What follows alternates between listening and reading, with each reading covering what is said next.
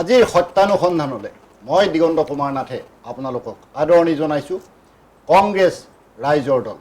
গাদ্দাৰ কোন এই বিষয় লৈ আজি আমি আলোচনা কৰিবলৈ আগবাঢ়িছোঁ। যি সময়ত কেইটামান দিন বাকী আছে আমাৰ ৰাজ্যখনত নিৰ্বাচনী অধিসূচনা জাৰি কৰিবলৈ, নিৰ্বাচনী প্ৰস্তুতি পৰ্বত সকলো প্ৰশাসন যন্ত্ৰ ব্যস্ত হৈ পৰিছে। ৰাইজৰ মাজত প্ৰত্যাশাজনক পৰিস্থিতিৰ সৃষ্টি হৈছে। কাক ভোট দিব, কেতিয়া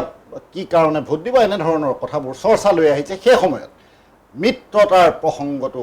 ধোঁৱাচাঙত উঠিছে। মিত্ৰতাক লৈ বিৰোধী পক্ষ উচিত সিদ্ধান্তত উপনীত হ'ব পৰা নাই। কালি ৰাইজৰ দলৰ স্বয়ং সভাপতিৰ এক সংবাদমেলৰ পৰৱৰ্তী সময়ত এই দলৰ পৰা এখন প্ৰেছ বিজ্ঞপ্তি জাৰি কৰা হ'ল। 4 পৃষ্ঠাৰ এই প্ৰেছ বিজ্ঞপ্তিত বহুখিনি অভিযোগ থাকিল কংগ্ৰেছ দলৰ প্ৰতি। এনে এক সময়ত আমি আলোচনা কৰিবলৈ আগবাঢ়িছোঁ কংগ্ৰেছ ৰাইজৰ দল গাদ্দাৰ কোন। আচলতে ৰাইজৰ দলৰে কংগ্ৰেছৰ মিত্ৰতা আছে নে নাই সেই কথা অস্পষ্ট। মই আলোচনাৰ বাবে প্ৰথমে আদৰিছোঁ এগৰাকী ৰাজনৈতিক বিশ্লেষক তথা বিশিষ্ট নিবন্ধকাৰ দেৱজিৎ গোস্বামী ডাঙৰীয়া। তেখেতৰ দৃষ্টিকোণৰ পৰা বহুখিনি কথা আপোনালোকক ক'ব। মই আদৰিছোঁ ৰাইজৰ দলৰ এগৰাকী মুখপাত্ৰ ধ্ৰুৱজ্যোতি বৰা ডাঙৰীয়া। তেখেতৰ দৃষ্টিকোণৰ পৰা বহুখিনি কথা ক'ব। মই আদৰিছোঁ প্ৰদেশ কংগ্ৰেছৰ মুখপাত্ৰ তথা প্ৰদেশ মহিলা কংগ্ৰেছৰ সাধাৰণ সম্পাদিকা তছদিকা পাৰ্বী। মই প্ৰথমেই ৰাইজৰ দলৰ মুখপাত্ৰ ধ্ৰুৱজ্যোতি বৰা ডাঙৰীয়াৰ পৰা আৰম্ভ কৰিব বিচাৰিছোঁ।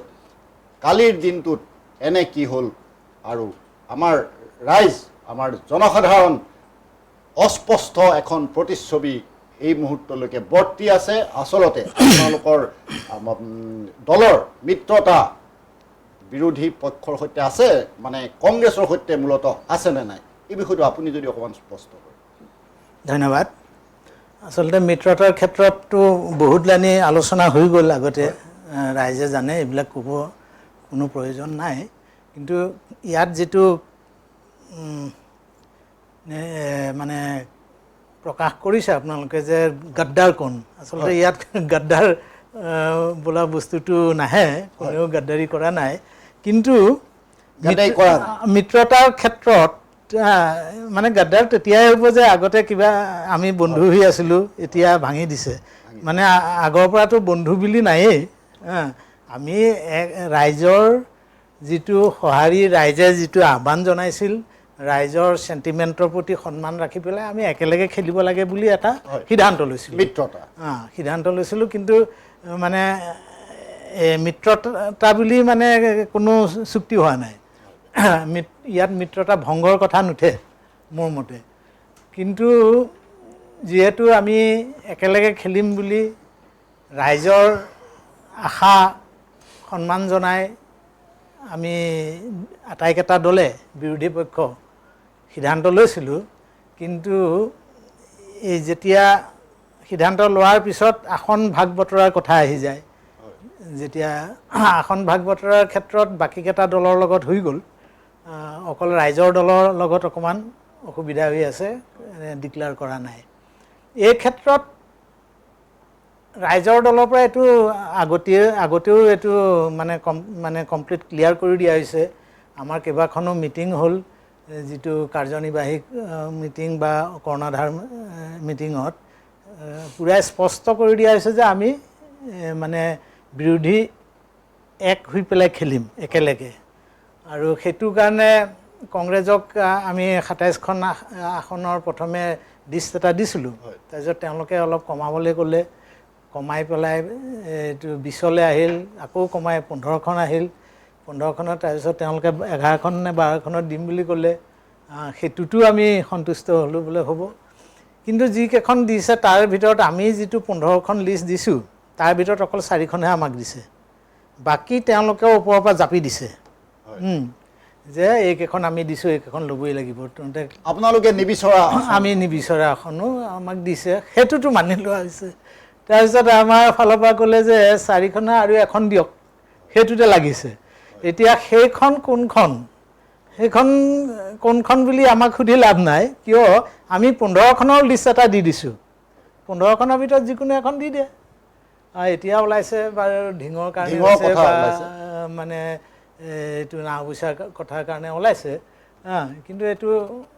যিকোনো এখন যদি নিদিয়ে তেনেহ'লে মিত্ৰতা হ'ব নে নহ'ব এইটো কংগ্ৰেছে জানিব কাৰণ আমাৰ ফালৰ পৰাতো ক্লিয়াৰ হৈছে কিন্তু কংগ্ৰেছৰ ফালৰ পৰা সেইটো সিদ্ধান্ত লৈছেনে নাই যে মিত্ৰতা কৰিমেই যদি কৰিমেই বুলি কয় তেতিয়া এইটো শিলৰ ৰেখা হ'ব লাগে কথা যিহেতু এটা মানে আমাৰ পুৰুষ প্ৰধান এৰিয়াত কয় নহয় পুৰুষৰ কথা শিলৰ ৰেখা ঠিক তেনেকৈ গতিকে মিত্ৰতা কৰিমেই যেতিয়া এখন আসনৰ ইফাল সিফাল তেওঁলোকে কৰিব পাৰিব লাগে এতিয়া আসন দিয়াটোতো হ'ল কংগ্ৰেছৰ ওপৰত কথা যে এইকেইখনত আমি এৰি দিছোঁ বুলি আমিতো এৰি দিব আমিতো এৰি দিয়াৰ প্ৰশ্নই নুঠে গতিকে ইয়াত যদি মিত্ৰতা কেনেবাকৈ নহয় সেইটো দোষ কাৰ তাত যাব এইটো ৰাইজে নিজে বুজিব আৰু যোৱা 6 তাৰিখে যিখন মিটিং হ'ল সেইটোৰ দ্বাৰা এটা মানে ৰাইজৰলৈ মেছেজ এটা দিছে তেওঁলোকে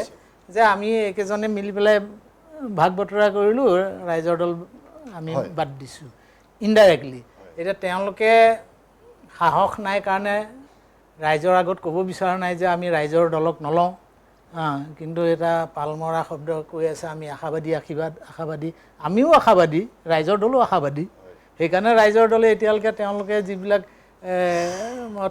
কনফিউজ কৰি আছে যিবিলাক তেওঁলোকে ডিছপিউট কৰি আছে সেইবিলাক আসনত আমি ডিক্লেয়াৰ কৰা নাই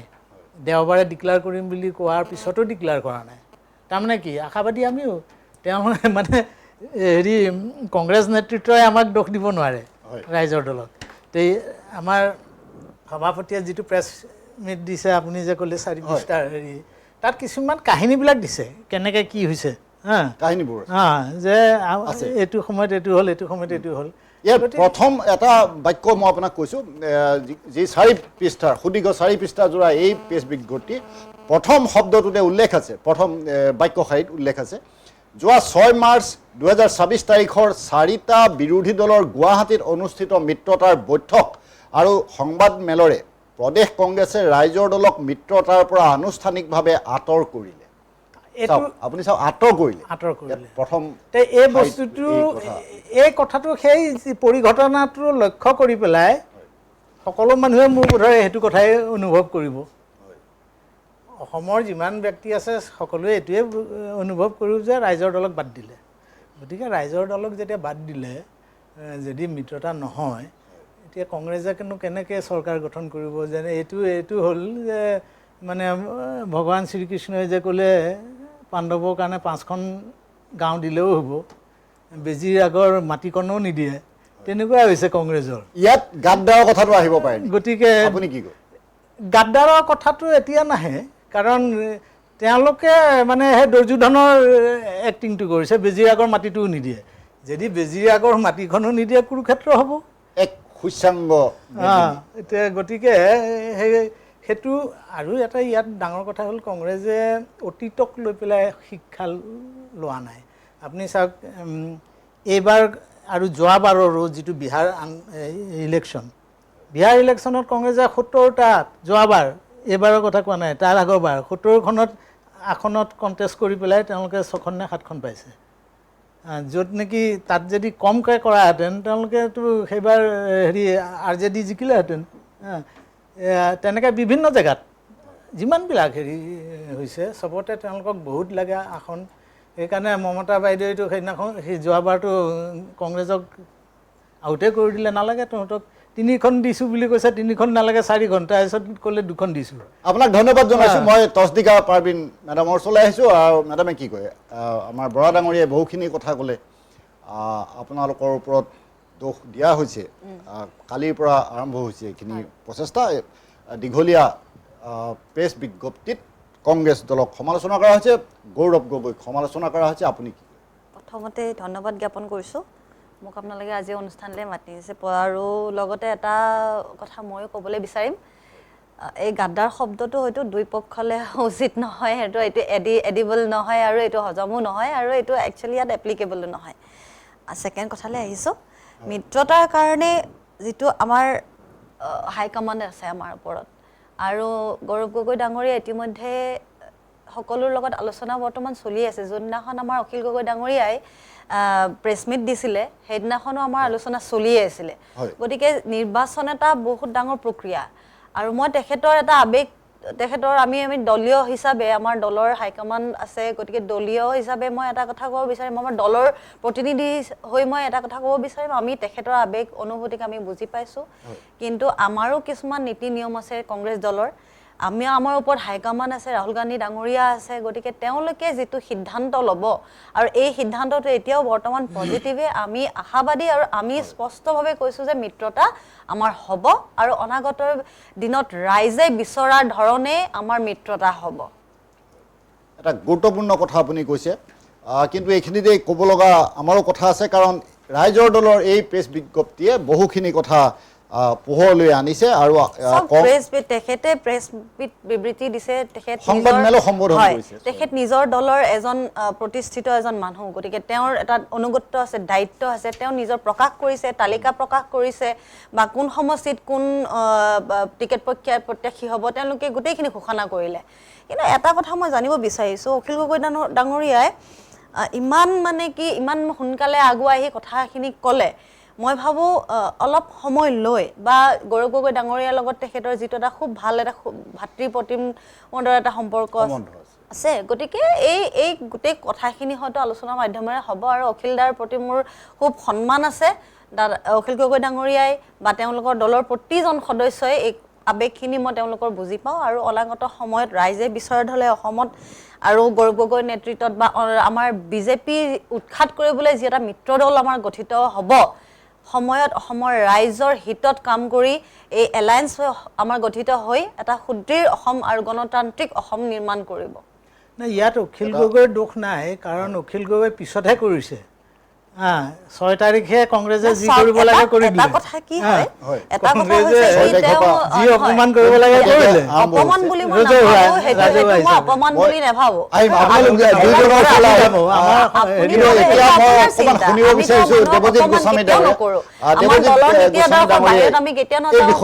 অপমান কৰাৰ আমাৰ তেনেকুৱা একো স্থিতি নাই আৰু এটা কথা এতিয়াও মই কৈছোঁ যে সকলো কথাতে আনুষংগিক বহু কথা লুকাই থাকে গতিকে সেই আনুষংগিক কথাখিনিও দৃষ্টি ৰাখি পেলাই আমি কাম কৰি আগুৱাই যাব লাগিব এটা গুৰুত্বপূৰ্ণ কথা দেৱজিৎ গোস্বামী ডাঙৰীয়া এই প্ৰসংগত কি চাওক বিৰোধী মিত্ৰতা আমি বিৰোধী মিত্ৰতা মই যদি আলোচনাটো আমি তেনেকৈ কওঁ চৰকাৰ কংগ্ৰেছৰ নেতৃত্বাধীন চৰকাৰ হওক বিজেপি নেতৃত্বাধীন চৰকাৰ হওক আমি তাত বৰ বেছি ক'বলগীয়া নাই কিন্তু যদি বিৰোধীয়ে চিনচিয়াৰ হয় যে নহয় আমি এবাৰ চৰকাৰ সঁচাকৈ বনাম ধৰি লৈছোঁ এতিয়া অখিল গগৈ ডাঙৰীয়াৰ যিটো দল ৰাইজৰ দলৰ তেওঁ সভাপতি তাৰপিছত হৈ গ'ল বৃহৎ দল কংগ্ৰেছ গৌৰৱ গগৈ ডাঙৰীয়া লগতে CPI CPML আৰু HSSDC তেওঁলোক জাতীয় পৰিষদ আছে লগতে এতিয়া ৰাইজৰ দলৰ মুখপাত্ৰই কৈছে যে বাকী 4টা দলৰ লগত তেখেতসকলৰ আলোচনা হ'ল তেখেতসকলৰ যিটো জোটবন্ধন হ'ব সেইখিনি হ'ল প্ৰায় চিট ডিক্লেৰেশ্যনো হৈছেগৈ এতিয়া 4টা দলৰ লগত যদি কংগ্ৰেছে মিলি পেলাই কামখিনি কৰিব পাৰিলে 5 নম্বৰ দলটো যদি হোৱা নাই এতিয়া ভুলটো বা দুখটো বা যিয়ে কওক আপুনি লাগিলে ক্ৰুটিটো আমি 5 নম্বৰ দলটোতেই ক'ব লাগিব আমি তেনেকৈ সাধাৰণ ৰাইজে আমি তেনেকৈ ভাবিম যে 5 নম্বৰ দলটোৱে কিবা কাৰণ এতিয়া কিবা কাৰণৰ ভিতৰত প্ৰথম কাৰণ আহি গ'ল যে তেওঁলোকে যিখিনি আসন বিচাৰিছিলে সেইখিনি তেওঁলোকে সন্মানপূৰ্বক সেই আসনখিনি নোপোৱাৰ কাৰণে আৰু তেওঁলোকে দুখিত বা তেওঁলোকে তাত কম্প্ৰমাইজ কৰিব বিচৰা নাই কিন্তু কথাটো হৈ গ'ল কি যোৱা বছৰ যেতিয়া ইলেকশ্যন হৈছিলে যোৱা বছৰ ইলেকশ্যন সময়ত অখিল গগৈ ডাঙৰীয়া 57,000 ভোট পাইছিলে কিন্তু সেই সময়ত তেওঁ জেলত আছিলে তেখেত যেতিয়া জেলৰ পৰা আহিছে তেতিয়া তেখেত অলৰেডি MLA হৈ গ'ল সেইকাৰণে অখিল গগৈ ডাঙৰীয়াৰ বহুত বেছি অভিজ্ঞতা নাই ইলেকশ্যন কেম্পেইনিং কেনেকৈ কৰে ইলেকশ্যনত ভোট কেনেকৈ আনিব লাগিব এই গোটেই ইলেকশ্যন মেকানিজমটো ইমান নাই যে তেওঁ 15টা 20টা চিটত নহ'লে তেওঁ নহ'বই কিয় কি এই 5টা বছৰত আমি দেখা নাই যে বহুত সংগঠিত হৈছে দলটো কিয় কি আপোনাৰ বিভিন্ন ক্ষেত্ৰত তেওঁলোকৰ হৈছে মেল মিটিং হৈছে মানুহ আহিছে কিন্তু একেটা 5টা বছৰ এজন MLA লৈ পেলাই যে একে 5টাৰ পৰা গৈ 15টা MLA কৰিব এইটো নহয় যদি বিৰোধী সঁচাকৈ চিনচিয়াৰ মই ভাবোঁ যিহেতু তেওঁলোকে যে নহয় এবাৰ আমাৰ MLA এজন আছে তেওঁকতো আমি জিকাব লাগিবই লগতে আৰু 5জন বা 7জনৰ ভিতৰত আমি টাৰ্গেট এটা কৰি সেই হিচাপত মই ভাবোঁ যে 10 বা 11খন বা 12খন চিট লৈ তাৰে যাতে 70-80% মানে জিকাই আনিব পাৰে তেনেকুৱা ধৰণকে যদি চেষ্টা কৰে লগতে সকলো মিত্ৰ দল জাতীয় পৰিষদে হওক বা অন্যান্য দলসমূহলৈ চিন্তা কৰে তেতিয়াহ'লে বিৰোধী শক্তিশালী হ'ব কংগ্ৰেছৰ চাওক কংগ্ৰেছৰ অসমত বাকী ষ্টেটৰ মই কথা নকওঁ আজি বিহাৰৰ কথা কৈছে বিহাৰৰ কথা মই নকওঁ বিহাৰত আৰ জে ডি ডাঙৰ পাৰ্টি এটা আছে কিন্তু কংগ্ৰেছৰ অসমত বিশেষকৈ আজি 50-60টা বছৰত আমি দেখিছোঁ যে যোৱা বছৰ আপুনি চাই লওক কোনো ধৰণৰ ইয়াত কেম্পেইনিং হোৱা নাই একোৱে কেম্পেইনিং হোৱা নাই কেম্পেইনিং নোহোৱা স্বত্তেও কিন্তু 29জন MLA জিকি আহিব পাৰিছে আৰু প্ৰায় 12টা চিটত মাত্ৰ 18ৰ পৰা গৈ পেলাই 20,000 ভোটৰ মানে 15,000 ভিতৰত ভোটত হাৰিছে আৰু যদি মিত্ৰজোঁট একেলগতে ৰাইজৰ দল বা CPI CPM জাতীয় পৰিষদৰ লগত মিত্ৰ হৈ খেলিলে হয় কিজানি তেওঁলোকৰ 45টামান চিট হ'লহেঁতেন সেই প্ৰেক্ষাপটত মই ক'ব বিচাৰিছোঁ যে অখিল গগৈ ডাঙৰীয়া এতিয়াও সময় আছে আৰু মই জানো যে মিত্ৰতাটো এটা কনক্লুচিভ এণ্ডলৈকে আহিব কিয় অখিল গগৈৰ ওচৰত এইটো এটা ডাঙৰ প্ৰত্যাহ্বান হৈছে দলটোৰ ক্ষেত্ৰত দলটোক জীয়াই ৰাখিবৰ কাৰণে আগন্তুক 5 বছৰলৈ বা আগন্তুক ইলেকশ্যন অহালৈকে কিয় তেওঁলোকে পাৰ্লিয়ামেণ্ট ইলেকশ্যনত ইমান সহজ নহ'ব আকৌ এছেম্বলি ইলেকশ্যনতে আহিব লাগিব দলটোক জীয়াই ৰাখিবৰ কাৰণে এবাৰ প্ৰথমতে তেওঁ নিজৰ ক্ষেত্ৰতো প্ৰত্যাহ্বান আহিব যদি কংগ্ৰেছৰ লগত তেওঁলোকে মিত্ৰ নকৰে কিয় তেওঁ যোৱা 5টা বছৰত এটা প্ৰতিচ্ছবি দিব বিচাৰিছে যে তেওঁ বিজেপি বিৰোধী এটা পাৰ্টি তেওঁ কা বিৰোধী এটা পাৰ্টি তেওঁ NRC নোহোৱাৰ কাৰণে তেওঁ দুখিত কাৰণে তো এই গোটেই যিখিনি জাতীয়তাবাদী তেওঁ যিটো দলৰ মানে ৰিপ্ৰেজেণ্ট কৰি আছে তো এইটোৱে সূচাব যে তেখেত বিৰোধী হৈ পেলাই থকাটো আইদাৰ অকলে খেলক বা বিৰোধী কিন্তু অকলে খেলি পেলাই তেওঁ মই জানো যে এবাৰ তেওঁ নিজৰ চিটটোও সাংঘাতিক প্ৰত্যাহ্বান হ'ব কিয় যোৱাবাৰ প্ৰেক্ষাপট বেলেগ আছিল ইমোশ্যনেল ভোট দিছিলে যিহেতু অখিল গগৈ জেলত থকাৰ কাৰণে এবাৰ কিন্তু তেনেকুৱা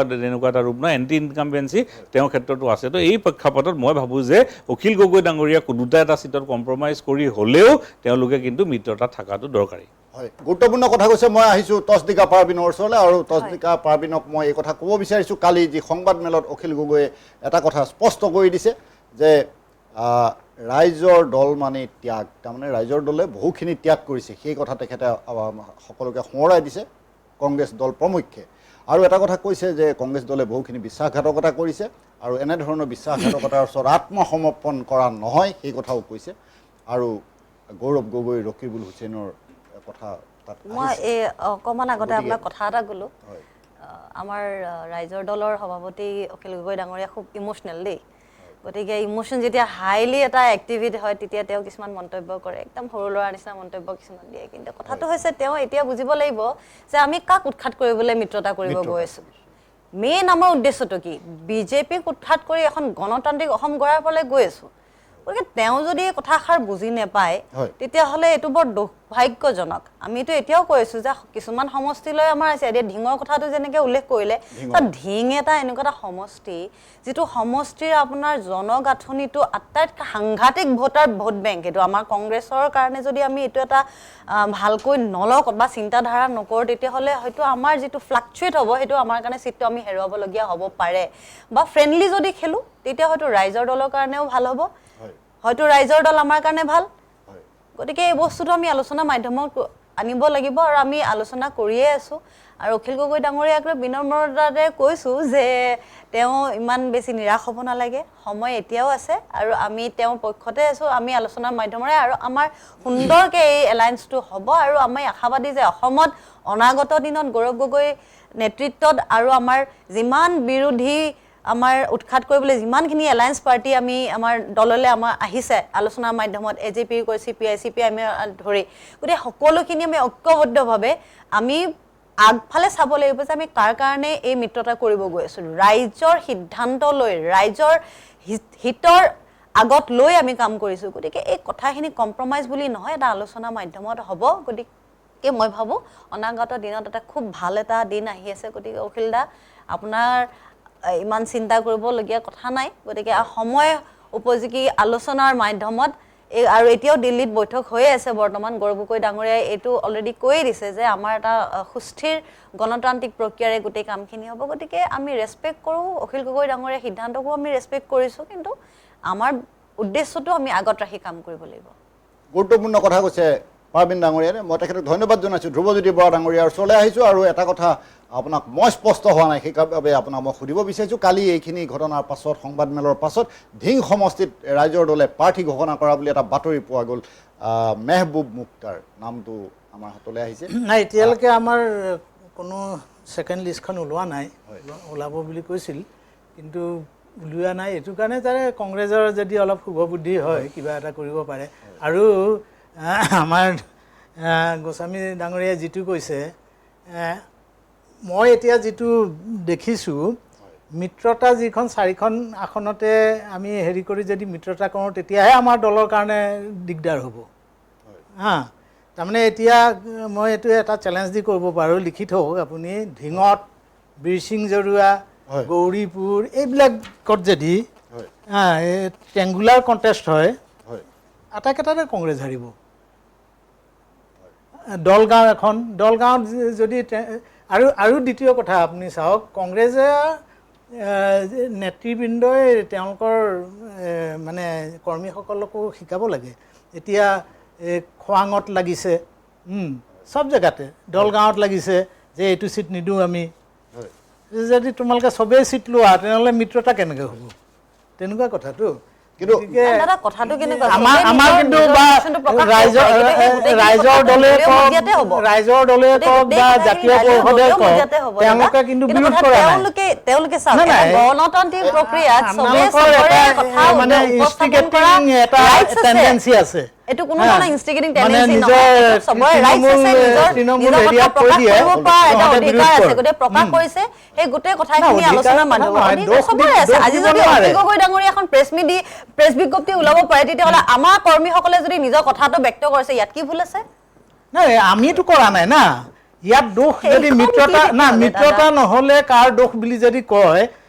এক্টিভিটিজ বিলাকে বুজাই পায় নহয় বুলি কয় নাই দাদা আমি কাৰো ওপৰত দোষাৰোপ কৰাই নাই আমি কৈছো যে অখিল গগৈ ডাঙৰীয়াৰ লগত আমাৰ মিত্ৰতা হ'ব ৰাইজৰ দলৰ লগত আৰু আমি নিৰাশা হোৱা নাই আমি মিত্ৰতা নহ'লে আমাৰ দৰকাৰ নাই চৰকাৰ আমি গঠন নকৰোঁ কংগ্ৰেছে যদি চৰকাৰ গঠন কৰিব বিচাৰে আমি দোষাৰোপ কৰা নাই কংগ্ৰেছ আগবাঢ়ি আহিব লাগিব আমি আগবাঢ়ি গৈছো মই এতিয়া আপোনাক কৈছো আমি দোষাৰোপ কৰা নাই মিত্ৰতা হোৱা বিচাৰো দাদা মই দোষাৰোপ কৰা কিন্তু এনেকে নহয় না স্পষ্টভাৱে মই এটা কথা কৈছো আপুনি কৈছে যে আমি দোষাৰোপ কৰিছো আমি দোষাৰোপ কোনো ধৰণে আৰু নিৰাশ বুলি নক'ব আমি নিৰাশ হোৱা নাই নিৰাশ আপোনালোকে হ'ব লাগে কাৰণ যদি মিত্ৰতা নহয় যোৱাবাৰৰ নিচিনা দাদা আমাৰ আলোচনা চলি আছে অখিল গগৈ ডাঙৰীয়াৰ লগত আলোচনা হ'ব সদায় চলি থাকে আলোচনা চলিবই কিন্তু এক্টিভিটিছে দেখুৱাই দিয়ে না সংবাদ বিবৃতিত কিছুমান বৰ উল্লেখযোগ্য কথা ইয়াত উল্লেখ আছে ইয়াত ৩ নম্বৰ পৃষ্ঠাত এটা কথা উল্লেখ আছে আনুষ্ঠানিকভাৱে কংগ্ৰেছৰ 4জনীয়া সমিতিয়ে ৰাইজৰ দলৰ সৈতে এবাৰেই আলোচনাত বহিছিল যোৱা 19 ফেব্ৰুৱাৰী এটা গুৰুত্বপূৰ্ণ কথা লিখা আছে তেওঁলোকে ভিতৰে আলোচনা কৰে নিজৰ মনতে মানসিক মানে যিটো হেৰি আলোচনা সেইটো কৰি গুৰুত্বপূৰ্ণ তথ্য আছে কিজানি ভাবে মই আজি আলোচনা কৰিলো বুলি সপোনত দেখে সকলো সময়তে আমিতো দিঠকত থকা মানুহ আমিও দিঠকতে থাকো গতিকে সেইকাৰণে কৈছো আলোচনা হ'ব আৰু আপুনি চাব আপুনি হয়তো টকশ্ব'ৰ পৰা ওলোৱাৰ পিছত হয়তো অখিল গগৈ দ্বিতীয় এটা মন্তব্য দিব আপুনি তথ্য পাবেন মোক কংগ্ৰেছে যদি মানিলে কথা আছে মই আপোনাক কংগ্ৰেছে নামানিলেতো নহ'ব আপোনাক মই এতিয়া বিজেপি এজিপিৰ যেনেকে লাষ্টত বিজেপি একেটা চিট লয় বুলি ক'লে এজিপিয়ে মানি লয় এতিয়াতো দেখুৱাই আছে বাৰু এতিয়াতো মিত্ৰতাই নাই তেওঁলোকৰ যিটো হাল গতি হৈছে এতিয়া বিজেপি বৰ্তমান এজিপিৰ যিটো অৱস্থা কৰিছে এইটো হৈ যাব আমাৰ এই বিজেপিৰ নিচিনা নহয় আমাৰ এজিপিয়ে যেটা চিট দিয়ে তাতে মানিব কিন্তু আমাৰ ক্ষেত্ৰত নহয় বিজেপিৰ খোজ কৰা নাই নহয় কংগ্ৰেছে আমাৰ এজিপি বুলি ভাবি আছে আপোনালোকৰ মাজত আহিব পাৰে নেকি কেতিয়াও নাহে কেনেকুৱা মই ইয়াত আৰু এটা কথা উল্লেখ কৰিছোঁ যে তেতিয়া আমি গভীৰ উদ্বেগেৰে লক্ষ্য কৰিছিলোঁ যে কংগ্ৰেছ বুলি কোনো দল আচলতে নাই মন কৰিব কংগ্ৰেছ দলৰ উমৈহতীয়া প্ৰাৰ্থী নাই আছে গৌৰৱ গগৈ প্ৰাৰ্থী ৰকিবুল হুছেইনৰ প্ৰাৰ্থী প্ৰদ্যুৎ বৰদলৈ প্ৰাৰ্থী আৰু ৰিপুণ বৰা স্বয়ং নিজে প্ৰাৰ্থী এনেদৰে উল্লেখ আছে আপুনি কি কয় মোৰ কথাটো হৈছে কি এতিয়া অখিল গগৈ ডাঙৰীয়া যিটো কথা আপুনি উল্লেখ কৰিলে মোক ইয়াত আমাৰ হাইকমাণ্ড আছে আমাৰ দলৰ প্ৰতিজন লিডাৰৰ পৰা কিছুমান আমাৰ মন্তব্য লোৱা যায় যে কাৰ কি প্ৰাৰ্থী চবতে সমষ্টিত থাকে এওঁলোক আমি হৈছে ৰাষ্ট্ৰীয় দল এটাত চবৰে নিজৰ থাকে ভেটি থাকে গতিকে চবৰ লগতে যে মন্তব্য এটা দিয়া যায় সেইটো কেনেধৰণৰ লবি কেন্দ্ৰিক বুলি কথা কয় ইয়াত এনেধৰণৰ উচিত নহয় যেনেকুৱা আমাৰ ৰাইজৰ দল অখিল গগৈ ডাঙৰীয়াৰ নেতৃত্বত আছে ঠিক তেনেকৈ আমাৰ দলটো আমাৰ ৰাষ্ট্ৰীয় ইমান বৃহৎ এটা কংগ্ৰেছ দল নাই বুলি আজি কংগ্ৰেছ দল আছে কাৰণেহে এলায়েন্স এটা হৈ আছে ৰাষ্ট্ৰীয় দল যদি নহ'লেহেঁতেন কাৰত এলায়েন্স হ'লেহেঁতেন সেইটোতো ৰাইজৰ দলে উত্তৰ দিব লাগিব এইবোৰ কথা মই না, ভাবো এইবোৰ কংগ্ৰেছৰ কথা যিটো- আনুষংগিক কিছুমান কথা তেওঁলোকে মন কৰাটো খুবেই আপোনালোকে উচিত যিটো হাইকমাণ্ডৰ কথা কৈ আছে, হাইকমাণ্ডেতো মানে ল' কামাণ্ডৰ কথা শুনিহে কৰে। ফিল্ডত আমাৰ সাৰ্ভে সৈনিকে যুদ্ধ আমাৰ কৰে, সাৰ্ভে থাকে হা, আমাৰ ৰিপৰ্ট থাকে গতিকে সেই ফিল্ড সাৰ্ভে আণ্ডাৰতে আমি মেজৰ কাম কৰোঁ। বা তেওঁলোকৰ হেৰি থাকিবই, মতেহে আমাৰ চব হাইকমাণ্ডৰ অৰ্ডাৰ দিব। প্ৰত্যেক দলৰে গতিকে নিজাববীয়া কিছুমান ইয়াৰ নিয়ম পৰা থাকে, কিছুমান আপোনালোকে প্ৰিন্সিপলছ report দিওঁতে থাকে ভুলকে কৰিছে। গতিকে এই প্ৰিন্সিপলছৰ আধাৰতহে প্ৰতিজনে যাব নিজৰ কিছুমান নিজৰ নিয়ম ৰিপৰ্ট দিয়ে, গতিকে আকৌ এই আপোনালোকৰ আমুকক মতেতো আমুকক দল দিব নচলে লাগে, নহয় তামুকক দিব লাগে। আমাৰ দল আপোনালোকৰ মতে এইটো ঠিক নচলিব কথাই কৈছে নহয় তেখেতে। গতিকে প্ৰিন্সিপলছ কিছুমান নিয়মৰ অনুযায়ী দেৱজিৎ যাব, গতিকে গোস্বামী তাত ডাঙৰীয়া কথা কি কয়? নহয় নহয় এই কংগ্ৰেছৰ আপোনাৰ ডেফিনেটলি তেওঁলোকৰ বৃহৎ দল হোৱাৰ কাৰণে বা পুৰণা দল হোৱাৰ কাৰণে তেওঁলোকৰ লবি কেন্দ্ৰিক ৰাজনীতি এটা চলে। সকলোৱে জানে, চাওক ৰকিবুল হুছেইন 2001 চনত তেওঁ বিধায়ক হ'ল, 2002ৰ পৰা তেওঁ মন্ত্ৰী, বিভিন্ন বিভাগৰ মন্ত্ৰী তেওঁ, একদম আপোনাৰ বন মন্ত্ৰী, পঞ্চায়ত এণ্ড ৰুৰেল ডেভেলপমেণ্ট, কৃষি মন্ত্ৰী, ইনফৰমেশ্যন পাব্লিক থাকিবই, ৰিলেশ্যন, এইটো আৰু প্ৰিণ্টিং এণ্ড ষ্টেচনাৰী, কৰি লাভ মাজতে নাই। হোম, চ' তেওঁলোকৰ এটা ডাঙৰ প্ৰভাৱ আছে। চ' তেওঁৰ কিছুমান আপোনাৰ নিজৰ কেণ্ডিডেটক তেওঁ জিকাই আনিব বিচাৰিছে, তেওঁৰ যাতে লবিটো ষ্ট্ৰং হয়। একেদৰে আপোনাৰ প্ৰদ্যুৎ বৰদলৈ, তেওঁ বাৰু বৰ বেছি লবি নাই মানে তেওঁ বৰ বেছি কামৰ মানুহ নহয় বুলি যিটো মোৰ ভাষাতে ক'ম, যে নামটো তেওঁৰ নিজৰ ইমেজটো ভালে ৰাখিছে বাৰু, কিন্তু সেইটো সময়ত তেওঁ মন্ত্ৰী থকাৰ সময়তো কিন্তু কোনো ধৰণৰ পাৰদৰ্শিতা দেখুৱাব নাছিলে। কিছু ক্ষেত্ৰত ইণ্ডাষ্ট্ৰী বিভাগত অলপ আপুনি যে কয় মাৰ্কছ দিম 10ৰ ভিতৰত কিমান মই 4 দিব পাৰিম, কিন্তু বাকীভাৱে প্ৰদ্যুৎ বৰদলৈ নিজৰ ইমেজটো ভালকৈ ৰখাৰ বাহিৰে কোনো ধৰণৰ পাব্লিক লিডাৰ নহয়, মানুহৰ লগত কোনো ৰিলেশ্যনে নাই। নগাঁৱত দিছে কাৰণে নগাঁৱত কংগ্ৰেছৰ এটা সাংঘাতিক ভেটি আছে, ভোট বেংকো তেনেকুৱা ধৰণৰ জিকিছে, মাৰ্ঘেৰিটাতে তেওঁ হাৰি মেলি আহিব লগা হৈছে। আৰু তেওঁ কি কৰিছে, আকৌ নিজৰ যদি তেওঁ বোলে ভাল কেণ্ডিডেট এজনৰ কাৰণে, গোটেই মাৰ্ঘেৰিটা সমষ্টিত শিক্ষিত এটা সমষ্টি য'ত কৌলৰ পৰা আৰম্ভ কৰি পেলাই গোটেইখিনি আছে, তাৰ পাছতো গৈ তেওঁ কি কৰে, নিজৰ পুতেককহে পালেগৈ তেওঁ প্ৰক্ষেপ কৰিবৰ কাৰণে, যাৰ বয়সো বহুত কম আছে। সেই হিচাপত মই কৈছোঁ, আৰু আজিলৈকে আমি শুনিছোঁ নেকি তেওঁ উল্লেখনীয় কিবা কাম সমাজৰ কাৰণে হওক, ৰাইজৰ কাৰণে হওক, বেলেগ তেওঁ যিটো হেৰি পায় ফিল্ডৰ পৰা আহিছে, মই নাজানো কি এংগেলৰ পৰা আহিছে, কিন্তু আমি শুনা নাই। তো যিহেতু শুনা নাই, সেই সময়ত প্ৰদ্যুৎ বৰদলৈ কি কৰিব লাগিছিলে, যে বেলেগ এজনক কেণ্ডিডেট দি পেলাই যিকোনো প্ৰকাৰ দি এতিয়া যাতে জিকাই আনিব পাৰে, বা তেওঁ নহ'লেও বোলে ঠিক আছে, অখিল গগৈ ডাঙৰীয়া যিহেতু বহুত বছৰৰ পৰা সেই চিটটো বিচাৰি আছে, তেখেতে নহয় জিকোৱা, এই চিটটোতো অখিলকে দিলোঁ, এবাৰ মোক নালাগে, মোৰ ল'ৰা লাগিলে অহাবাৰে আহিব, আমি মুঠতে চিটটো আমি জিকিব লাগে, সেনেকুৱা ধৰণৰ আলোচনাবিলাক যদি হয় তেতিয়া ভাল লাগে। এতিয়া হৈছে কি, আকৌ একেই অখিল গগৈৰ কাৰণে এটা বৃহৎ কংগ্ৰেছ হাৰিলেও কংগ্ৰেছ টিকি থাকিব, বেলেগ ষ্টেটত আছে, ক'ৰবাত আছে, একমতে হৈ থাকে। সেইকাৰণে কংগ্ৰেছৰ সাংঘাতিক, আৰু এইবাৰ যিহেতু আমি জানো যে এইবাৰ তেওঁলোকৰ হেৰিও বাঢ়িব,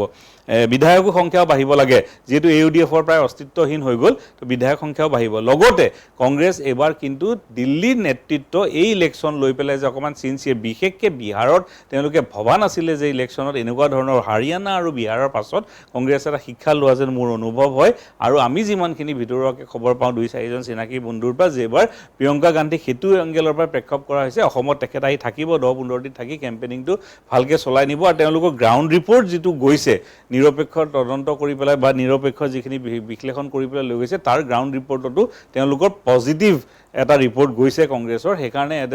এটা আণ্ডাৰ কাৰেণ্ট কংগ্ৰেছৰ ফেভাৰত আছে বুলি পেলাই ৰিপৰ্ট যোৱাৰ কাৰণে কংগ্ৰেছে ইলেকশ্যনটো চিনচিয়াৰ ল'ব। সেইটো কাৰণে গৌৰৱ গগৈ প্ৰত্যেকবাৰে যে বাৰে বাৰে মিটিং কৰি আছে, বা যে এইটো ক্ষেত্ৰত অলপ ডিলে কৰি আছে, ডিলেও আমি ক'ব নোৱাৰোঁ, যিহেতু বিজেপি বা তেওঁলোকৰ মিত্ৰজোঁটৰ এতিয়ালৈকে দিয়া নাই, তো সময় আছে। সেইকাৰণে মোৰ উদ্দেশ্যটো হৈ গ'ল কি, যিকোনো প্ৰকাৰ দি আমাৰ মানে যিটো কয় আমাৰ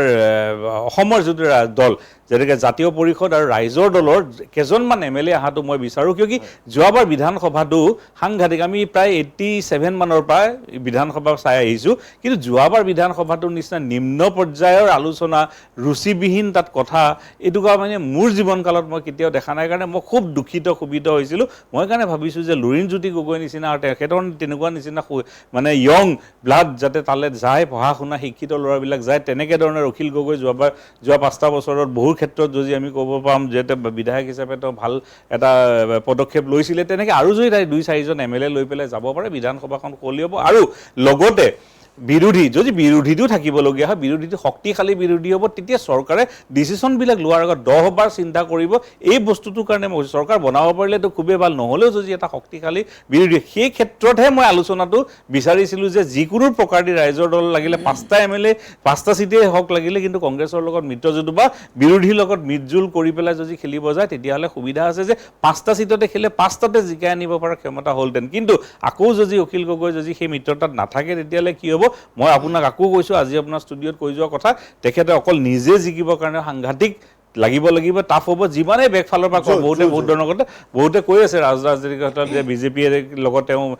মানে ভিতৰুৱাকৈ আলোচনা কৰিছে বা বহুত ধৰণৰ লেনদেন হৈছে ইত্যাদি। মই বিশ্বাস সেইবিলাক ক্ষেত্ৰত নকৰোঁ, কিয় আজি যোৱা 2007 চনৰ পৰা মই অখিল গগৈ ডাঙৰীয়াক চিনি পাওঁ। তেখেতে এটা যুঁজাৰু এটা যিটো তেওঁ মানে আপোনাৰ স্থিতি লৈ আহিছে আৰু সদায় শাসক পক্ষক তেওঁ প্ৰশ্ন সোধে। কংগ্ৰেছকো আজি তাৰিখত যে বেকফুটত নিয়াৰ কাৰণে 2016 চনত অখিল গগৈ ডাঙৰ এটা ৰোল আছে, 2010 চনৰ পৰা তেওঁ বহুত ক্ষেত্ৰত লাগি আছে। এই তেনেকুৱা আমাৰ সত্তা এটা লাগে। সেইকাৰণে মই বিচাৰিছোঁ যে যিকোনো প্ৰকাৰেদি এইবাৰ বিৰোধী ঐক্যবদ্ধভাৱে ইলেকশ্যনত যদি অৱতীৰ্ণ হয়, তেখেতসকলৰ ছিটটো বহুত ওচৰলৈ, মানে 60ৰ বহুত ওচৰলৈ বা 60 পাৰ হৈ যোৱাটো একো ডাঙৰ কথা নহয় যদি ঐক্যবদ্ধভাৱে খেলে। কিন্তু এনেকৈ যদি যুঁজ বাগৰ কৰে, মই ভাবোঁ যে কংগ্ৰেছৰ ক্ষতি হ'ব, ডেফিনেটলি ক্ষতি হ'ব। চৰকাৰ বনাব নোৱাৰিব অখিল গগৈ লগত নাথাকিলে, কিন্তু অখিল গগৈ দলটো নেক্সট 5 বছৰ আৰু টিকি থাকিব, কিন্তু নোৱাৰিব। বহুত দূৰ পিছুৱাই যাব। এটা গুৰুত্বপূৰ্ণ কথা কৈছে দেৱজিৎ গোস্বামী ডাঙৰীয়াই, মই তেখেতক ধন্যবাদ জনাইছোঁ। আৰু এই প্ৰসংগতে এটা কথা মোৰ মনলৈ আহিছে, লুৰিণজ্যোতি গগৈ ডাঙৰীয়াৰ কথা আমাৰ গোস্বামী ডাঙৰীয়াই উল্লেখ কৰিছে। লুৰিণজ্যোতি গগৈ ডাঙৰীয়াই আজি এটা উল্লেখযোগ্য কথা যি প্ৰকাশ কৰিছে, তেখেতে নিজে কৈছে যে মিত্ৰতাত এৰা ধৰা থাকিবই লাগিব, সেই কথা তেখেতে কৈছে। আৰু এটা কথা কৈছে যে টিকট বিচৰাৰ অধিকাৰ সকলোৰে আছে, তাক লৈ কোনো অসন্তুষ্ট হ'ব নালাগে। এটা গুৰুত্বপূৰ্ণ বিষয়ত আমি আলোচনা কৰি আছোঁ। কিছু সময়ৰ পাছত আলোচনালৈ পুনৰ উলটি আহিম। এতিয়া লৈছোঁ খন্তেক সময়ৰ বাণিজ্যিক। स्कैमर्स की विकेट टपकाने की कोशिशें जारी, क्या होगी समाप्त बल्लेबाजों की पारी? हेलो मैडम, बिजली विभाग से बोल रहा हूँ। इस लिंक पे पैसे भरे वरना बिजली कट जाएगी। बिजली कट जाएगी? बिजली कट जाएगी बोल रहे? टेंशन का माहौल, बल्लेबाज जाल में फंसते हुए। काट दो हैं? वैसे भी आज कैंडल लाइट डिनर का प्लान है। कैंडल लाइट आंटी भर दो ना प्लीज। मुंह तोड़ जवाब, कमाल की साझेदारी ने कर दिया स्कैमिंग टीम को परास्त। बी अलर्ट, बी स्कैम से। শৰীৰৰ যিকোনো অসুবিধাৰ সন্মুখীন হৈছে নেকি আপুনি? শাৰীৰিক সমস্যাৰ প্ৰতিকাৰ কেৱল আমি দিম। অভিজ্ঞ চিকিৎসকে দিব সুপৰামৰ্শ। প্ৰতি সপ্তাহত থাকিব বিভিন্ন ৰোগৰ বিশেষজ্ঞ চিকিৎসক। চাবলৈ নাপাহৰিব এনি ভাৰত 24ৰ বিশেষ অনুষ্ঠান স্বাস্থ্য বিশেষ।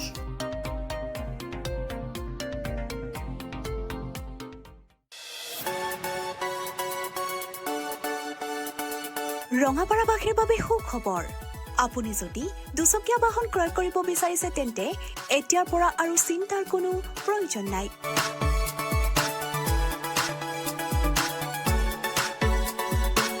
আপুনিও আহিব পাৰে DBP associate Bajaj two wheeler ডিলাৰলৈ।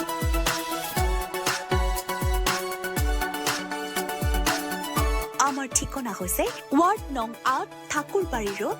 ডাকঘৰ ৰঙাপাৰা, জিলা শোণিতপুৰ, অসম।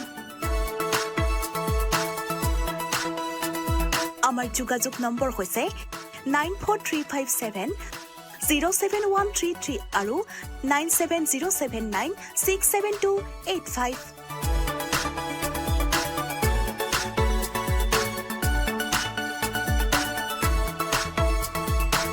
बिजनेस रजिस्टर हो गया? यस, सिर्फ करंट अकाउंट बाकी है। करंट अकाउंट के लिए तो SBI बेस्ट है। US मशीन मिलेगा और QR कोड भी। Best cash deposit limit, east और वेस्ट इंडस्ट्री में बेस्ट। सबको पता है। SBI करंट अकाउंट बेस्ट है, सबको पता है। स्कैमर्स की विकेट टपकाने की कोशिशें जारी, क्या होगी समाप्त बल्लेबाजों की पारी? हेलो मैडम, बिजली विभाग से बोल रहा हूँ। इस लिंक पे पैसे भरे वरना बिजली कट जाएगी। बिजली कट जाएगी? बिजली कट जाएगी बोल रहे? टेंशन का माहौल, बल्लेबाज जाल में फंसते हुए। काट दो हैं? वैसे भी आज कैंडल लाइट डिनर का प्लान है। कैंडल लाइट आंटी भर दो ना प्लीज। मुंह तोड़ जवाब, कमाल की साझेदारी ने कर दिया स्कैमिंग टीम को परास्त। बी अलर्ट, बी स्कैम से। শৰীৰৰ যিকোনো অসুবিধাৰ সন্মুখীন হৈছে নেকি আপুনি? শাৰীৰিক সমস্যাৰ প্ৰতিকাৰ কেৱল আমি দিম। অভিজ্ঞ চিকিৎসকে দিব সুপৰামৰ্শ। প্ৰতি সপ্তাহত থাকিব বিভিন্ন ৰোগৰ বিশেষজ্ঞ চিকিৎসক। চাবলৈ নাপাহৰিব এনি ভাৰত 24ৰ বিশেষ অনুষ্ঠান স্বাস্থ্য বিশেষ।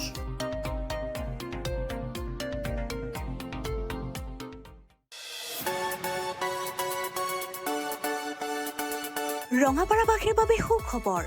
আপুনি যদি দুচকীয়া বাহন ক্ৰয় কৰিব বিচাৰিছে তেন্তে এতিয়াৰ পৰা আৰু চিন্তাৰ কোনো প্ৰয়োজন নাই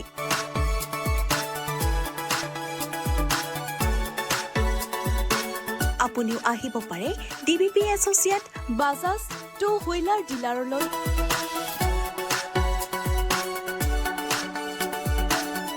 আমাৰ ঠিকনা হৈছে ৱাৰ্ড নং ৮ ঠাকুৰবাৰী ৰোড ডাকঘৰ ৰঙাপাৰা জিলা শোণিতপুৰ অসম আমাৰ যোগাযোগ নম্বৰ হৈছে 9435707133 আৰু 9707967285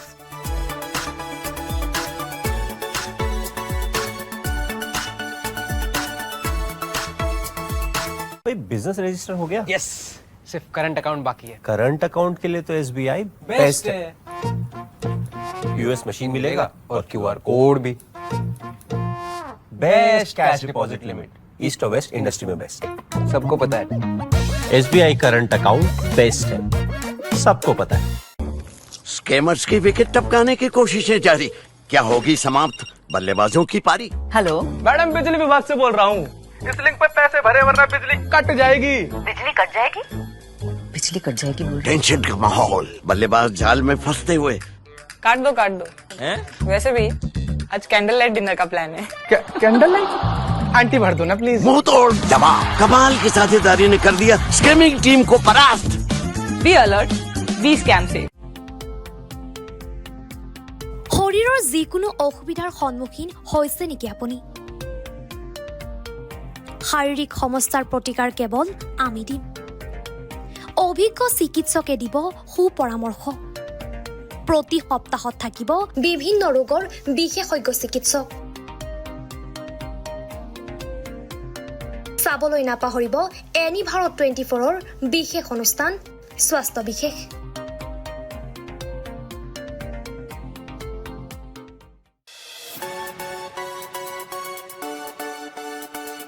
ৰঙাপাৰাবাসীৰ বাবে সুখবৰ আপুনি যদি দুচকীয়া বাহন ক্ৰয় কৰিব বিচাৰিছে তেন্তে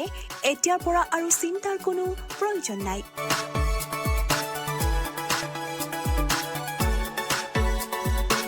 আপুনিও আহিব পাৰে DBP associate Bajaj two wheeler ডিলাৰলৈ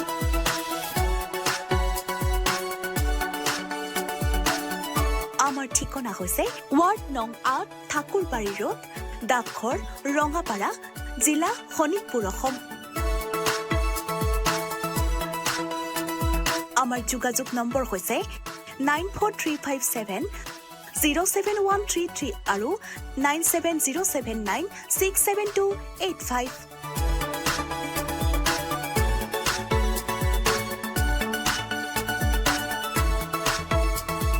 भाई बिजनेस रजिस्टर हो गया? यस, सिर्फ करंट अकाउंट बाकी है। करंट अकाउंट के लिए तो SBI बेस्ट है। यूएस मशीन मिलेगा और QR कोड भी। Best cash deposit limit east और वेस्ट इंडस्ट्री में बेस्ट। सबको पता है। SBI करंट अकाउंट बेस्ट है, सबको पता है। स्कैमर्स की विकेट टपकाने की कोशिशें जारी, क्या होगी समाप्त बल्लेबाजों की पारी? हेलो मैडम, बिजली विभाग से बोल रहा हूँ। इस लिंक पे पैसे भरे वरना बिजली कट जाएगी। बिजली कट जाएगी? बिजली कट जाएगी बोल रहे टेंशन का माहौल, बल्लेबाज जाल में फंसते हुए। काट दो वैसे भी आज कैंडल लाइट डिनर का प्लान है। कैंडल लाइट आंटी भर दो ना प्लीज। मुंह तोड़ जवाब। সত্যানুসন্ধানলৈ পুনৰ উলটি আহিছোঁ কংগ্ৰেছ ৰাইজৰ দল গদ্দাৰ কোন এই বিষয় লৈ আমি আলোচনা কৰি আছোঁ নিৰ্বাচনৰ দিন চমু চাপি অহাৰ লগে লগে আমাৰ মিত্ৰতাক লৈ বহু প্ৰশ্নৰ উদয় হৈছে সেই সন্দৰ্ভত আমি তিনিগৰাকী অতিথিৰ সৈতে কথা পাতি আছোঁ মই বিৰতিৰ পাছত তছদিকা পাৰবিনৰ ওচৰলৈ আহিছোঁ আৰু তছদিকা পাৰবিনক মই এটা কথা সুধিব বিচাৰিছোঁ যে এইকেইদিনত আমি এটা কথা লক্ষ্য কৰিছোঁ মিত্ৰতাক লৈ এনেধৰণৰ যিবিলাক আপোনালোকৰ গণ্ডগোল হৈছে তাৰ মাজতে আপোনালোকৰ গৰাখহনি আৰম্ভ হৈছে মই অকল কংগ্ৰেছ বুলি কোৱা নাই ৰাইজৰ দলৰ মাজতো গৰাখহনি আৰম্ভ হৈছে যেনে আপোনালোকৰ কথা যদি কওঁ ৰাতুল কলিতা শেহতীয়াকৈ তেখেতে বিজেপিলৈ গমন কৰিছে ঠিক তেনেধৰণে বহু ঘটনা ঘটিছে আৰু একে সময়তে মই আপোনাক সুধিব বিচাৰোঁ যে AIUDFৰ কোনোবাই আপোনালোকৰ তাত যোগদান কৰিব নেকি এতিয়ালৈকে চাওক তেনেকুৱা একো আলোচনা হোৱা নাই আৰু মই এতিয়া ৰাতুল কলিতাৰ ইস্যুটো আচলতে মই তেখেতক এটা কথা ক'ব বিচাৰিছোঁ আপোনালোকৰ শ্ব' দ্বাৰা যে ৰাহুল গান্ধী ডাঙৰীয়াই এটা স্পষ্ট কথা কৈছে যে কংগ্ৰেছত থাকি যদি বিজেপি কাম কৰিব নোৱাৰি তেতিয়াহ'লে তেওঁলোকে বিজেপিত যাওক তাতে কাম কৰক আমাক সেইবোৰ মানুহৰ প্ৰয়োজন নাই আমাক লাগে নিকামুক্ত কংগ্ৰেছ দল আৰু তেওঁলোকে অসুবিধা পাইছে সেইকাৰণে তেওঁলোক গুচি গৈছে চ' দে আৰ নট আৱাৰ ফেক্টৰ নাও এটা গুৰুত্বপূৰ্ণ কথা আপুনি কৈছে কিন্তু এনেধৰণৰ আপোনালোকৰ যি গৰাখহনীয়া এই গৰাখহনীয়া বুলি নকওঁ চাওক কংগ্ৰেছত যথেষ্ট ভাল মানুহ আছে তেখেতৰ লগত আৰু 1.5 শতাধিক চাওক এটা কথা মই এইমাত্ৰ ক'লো যে যদি কংগ্ৰেছত থাকি বিজেপিৰ কাম কৰিব নোৱাৰি তেওঁলোকে কংগ্ৰেছ এৰি গৈছে তাৰ মানে কি তোমালোক আগৰ পৰা আছিলা গতিকে তোমালোক গৈছা আমাৰ তাত একো লোকচান হোৱা নাই লোকচান হয়তো পৰৱৰ্তী সময়ত দেখা পাম যে তেওঁলোকৰহে হৈছে আপোনাক ধন্যবাদ জনাইছোঁ মই ধ্ৰুৱজ্যোতি বৰা ডাঙৰীয়াৰ ওচৰলৈ আহিছোঁ আৰু ধ্ৰুৱজ্যোতি বৰাক মই এই কথা ক'ব বিচাৰিছোঁ যে আপোনালোকৰ সেই পুনৰ আকৌ মই 4 পৃষ্ঠাৰ এই বিবৃতিলৈ ঘূৰি আহিছোঁ তাত কিন্তু কোৱা হৈছে যে আমি আত্মসমৰ্পণ নকৰিলোঁ কংগ্ৰেছে আমাক আত্মসমৰ্পণ কৰাব খুজিছিল এনেধৰণৰ তাত বক্তব্য ৰখা হৈছে আৰু তাত ন্যূনতম উমৈহতীয়া কৰ্মসূচী কমন মিনিমাম প্ৰগ্ৰেম এখন বিচৰাৰ কথা উল্লেখ কৰা আছে এই বিষয়ে আপুনি যদি কিছু কথা আমাৰ দৰ্শকক অৱগত এই ক্ষেত্ৰত আত্মসমৰ্পণৰ ক্ষেত্ৰত মানে এতিয়া বহুতে কৈ আছে পাব্লিকৰ মাজত যে বিজেপি এজিপিৰ মাজতো মিত্ৰ হোৱা নাই আৰু এজিপিয়েও বহুত হৈচৈ কৰি আছে আমাক কিমানখন চিট দিব লাগিব কিমানখন চিট আসনক লৈয়ে লাগি আছে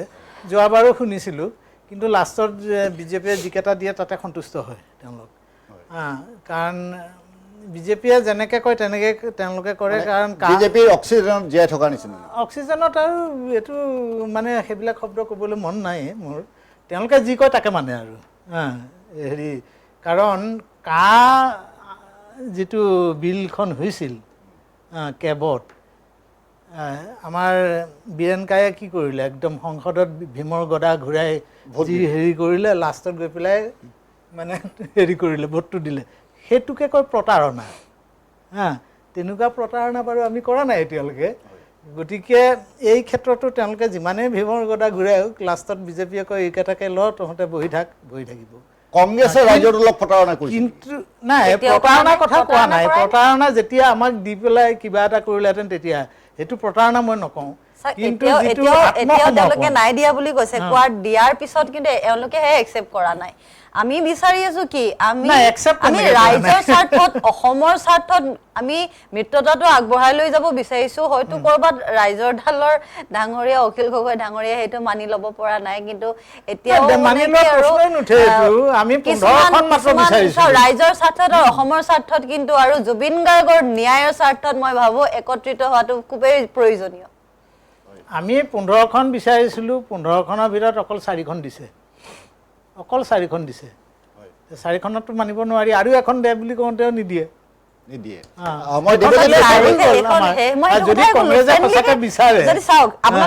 ঢিঙতে লাগি আছে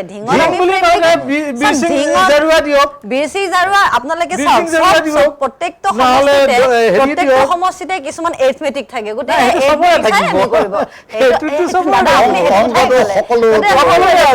সেই অংক অনুযায়ী আমি কৈছো ঢিঙত আমি ফ্ৰেণ্ডলি খেলিলে আমাৰ কাৰো লোকচান নাই এতিয়াতো ফ্ৰেণ্ডলিও নিদিওঁ বুলি কৈছে ক'ব কাৰণ কেইখনমান আসনক লৈ গোটেই গণ্ডগোলবিলাক হৈ আছে মূলতঃ ঢিং নাও পইচা এনেধৰণৰ কথাবিলাক আছে আৰু প্ৰত্যেক দলৰে নিজা নিজা অংক আছে আমাৰ ধৰক নাও পইচাও নিদিলে বৰচলাও নিদিলে তেনেকৈ ভাল ভাল য'ত আমাৰ হেৰি আছে এখনো দিয়া নাই আমি চাব আমি পুঁজিবাদী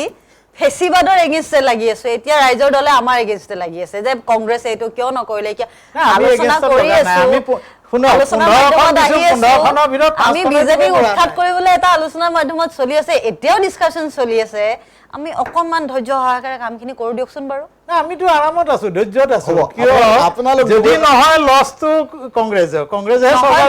মই নকওঁ হ'ব ডেফিনেটলি হ'ব নিশ্চিতভাৱে হ'ব আপোনালোক দুগৰাকী অকণমান সময় মৌন হৈ থাকক আমাৰ গোস্বামী ডাঙৰীয়াই এই বিষয়ে অকণমান বিশ্লেষণ এই একে এটা কথা আল্টিমেটলি চাওক এইবাৰ 10টা বছৰৰ পাছত 10টা বছৰ যেতিয়া বিজেপি নেতৃত্বাধীন চৰকাৰ থকাৰ পাছত কিছু মানুহে এটা পৰিৱৰ্তন বিচাৰে আৰু যিহেতু মই ক'লোঁ যে এইটো যিটো মিক্সাৰ এই মিক্সাৰটো দেখাত আজি তাৰিখলৈকে গৌৰৱ য়ং প্ৰায় 43-44 ইয়াৰ্ছ হৈছে দিল্লীৰ পৰা বহুতখিনি অভিজ্ঞতা লৈ আহিছে বিদেশত পঢ়া শুনা কৰি আহিছে তাতকৈ ডাঙৰ কথা তৰুণ গগৈ এটা ক্লিন ইমেজ থকা মুখ্যমন্ত্ৰী এজনৰ আৰু সাংঘাতিক ডাঙৰ অসমৰ বৃহত্তৰ ৰাজনীতিবিদ এজনৰ পুত্ৰ হিচাপে সেই লেগেচিটো কেৰি কৰিছে তাতকৈ লগত আৰু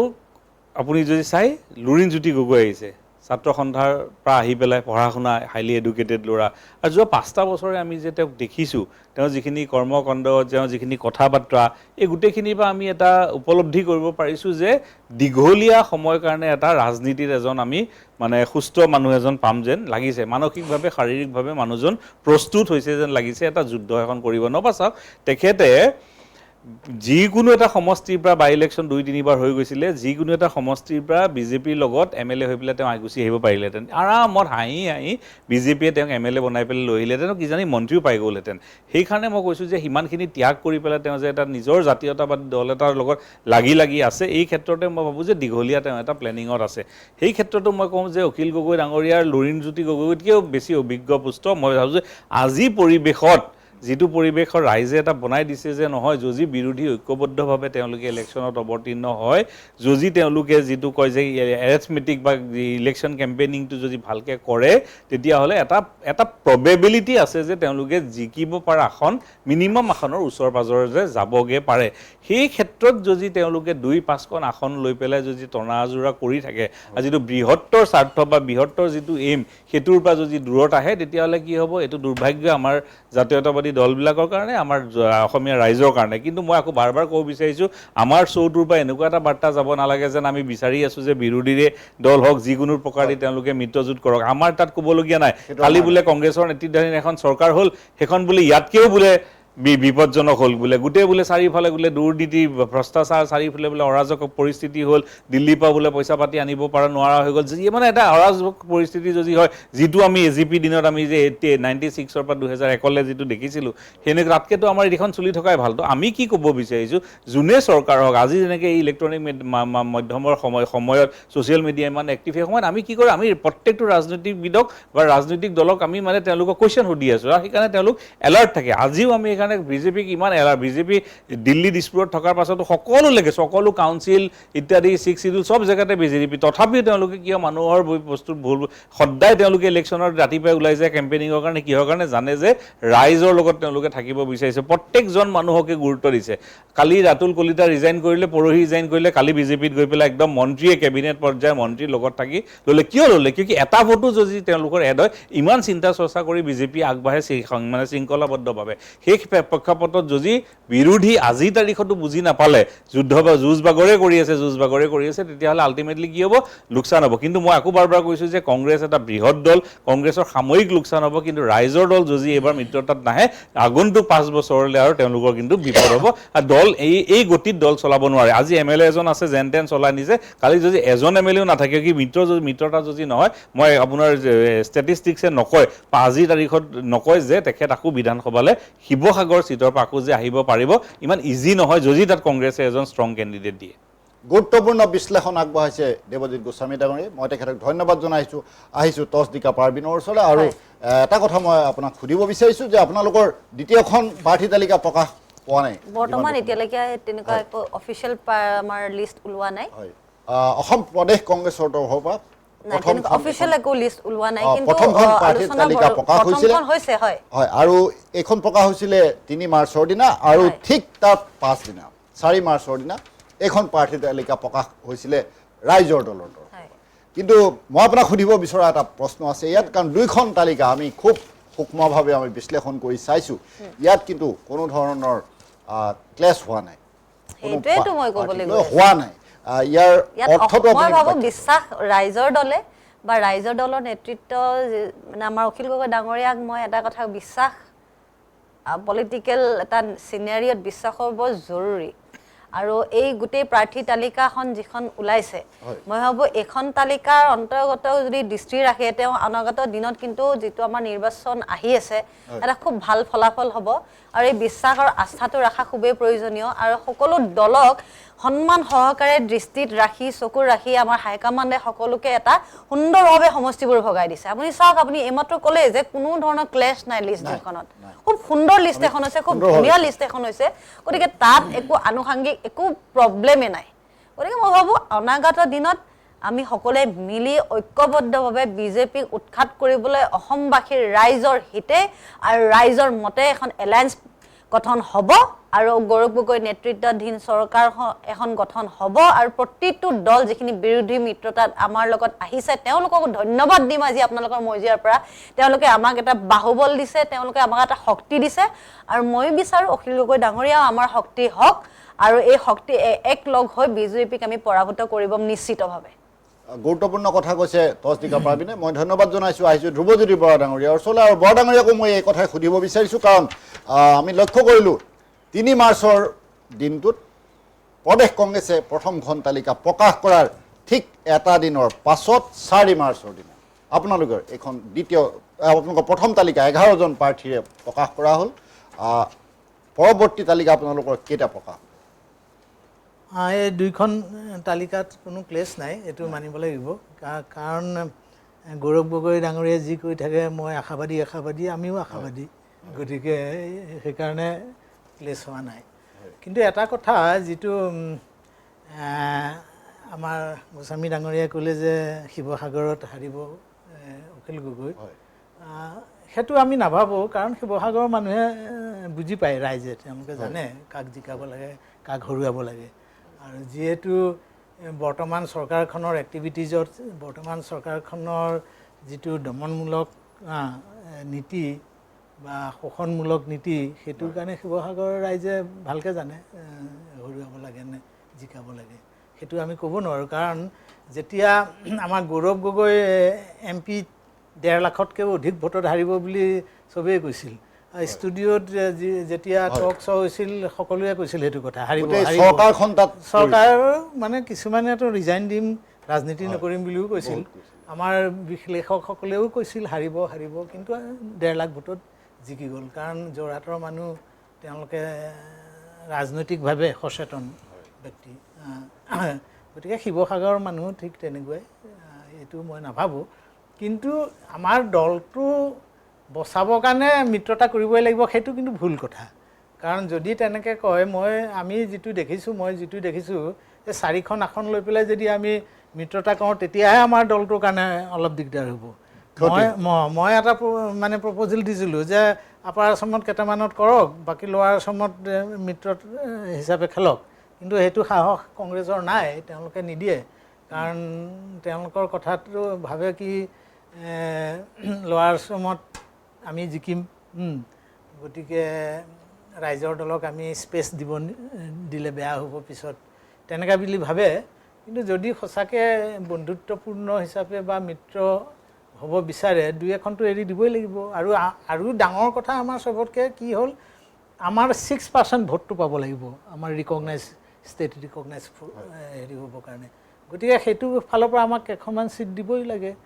সেইটোও এটা ডাঙৰ আমাৰ প্ৰত্যাহ্বান আছে যদি আমাক যদি কোকৰাঝাৰ দলগাঁৱৰ নিচিনা চিটবিলাক দিয়ে জালুকবাৰীৰ নিচিনা চিটবিলাক দিয়ে য'ত আমি সংগঠনেই কৰা নাই গতিকে সেই 6% ভোট পোৱাটো অসম্ভৱ কথা আৰু 6% ভোট নাপালে ৰিকগনিশ্যন যদি নহয় দলটোৰ কাৰণে ক্ষতিকাৰক আৰু এটা কথা হ'ল যে এতিয়া কংগ্ৰেছে এইটো বুজি পাব লাগিব ৰাইজৰ মানে যিটো আশা সেইটো বুজি পাই পেলাই সেইমতে দিয়ক হেৰি যদি ঢিংখন মিত্ৰ হিচাপে খেলে ঢিংখন মিত্ৰতা হিচাপে যদি খেলে লোৱাৰ আছামতো আছে নহয় বীৰ সিং জাৰুৱা আছে কি কয় গৌৰীপুৰ আছে সেইবিলাকত কিয় মিত্ৰতা হিচাপে খেলিবলৈ নিদিয়ে তাততো আমাৰ বহুত ভাল ষ্ট্ৰং পজিশ্যন হৈ আছে